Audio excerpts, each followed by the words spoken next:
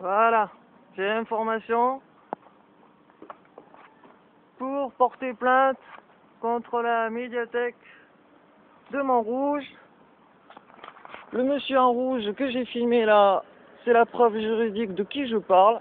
Discrimination de sa part, insulte, il m'a traité de menteur parce que j'ai simplement dit à une dame, avec une autre dame, que c'était interdit de discuter, que la dernière fois je m'étais fait engueuler pour ça et que je l'ai signalé gentiment. Alors, il y en a une des deux qui a pris la mouche parce que j'ai dit que les règles étaient les mêmes pour les jeunes comme pour les vieux, et là, elle m'a sauté sur le poil en me disant ouais que j'avais pas le droit de la traiter de vieille, machin, alors voilà. Ensuite, le monsieur en rouge est arrivé et il m'a dit oui, le même discours. Oui, c'est la deuxième fois que vous avez un problème avec un de nos clients, je sais pas quoi. J'ai fait évidemment, la première fois c'était parce qu'on m'avait engueulé, parce que j'ai chuchoté. Donc cette fois-ci, j'ai dit à la dame gentiment et elle a pris la mouche.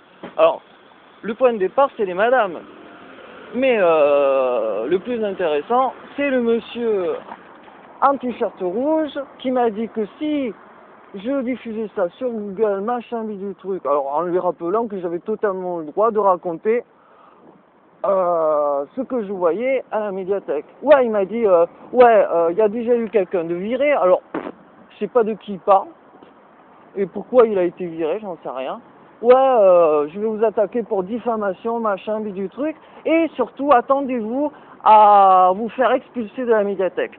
Donc voilà, j'attends juste l'expulsion de la médiathèque, comme ça je peux attaquer la médiathèque de Montrouge pour discrimination, avec déjà plusieurs témoins, dont un monsieur SDF, il y a la police municipale à chaque fois qu'il est là, alors que je l'observe depuis un an. Il lit des BD, il lit des livres, des revues, il fait jamais rien, il pue pas non plus, enfin je veux dire voilà quoi. Florence Godet, j'ai eu un suivi avec elle, celle qui m'a dit. Ensuite, je lui ai raconté ma mise à la rue et tout, elle a complètement pété un câble.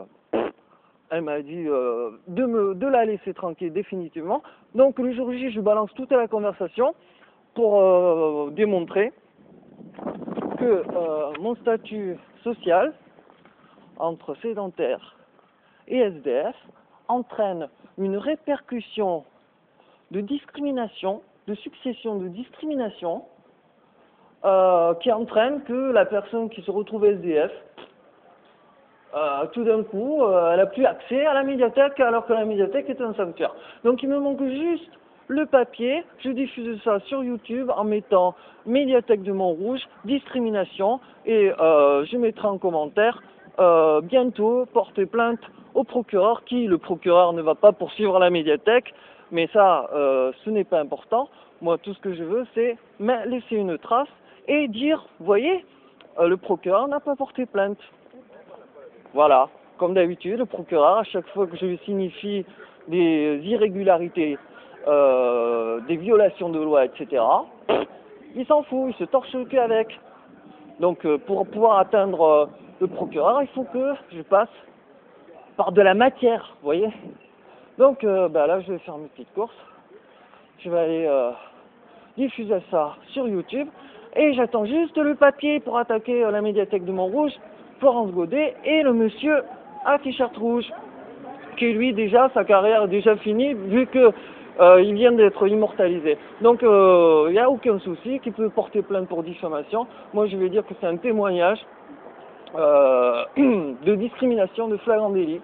Et comme la discrimination est beaucoup plus punie qu'une histoire de diffamation, et que la diffamation s'annule pour une histoire de discrimination, il a dans le cul, c'est moi le plus fort, et voilà.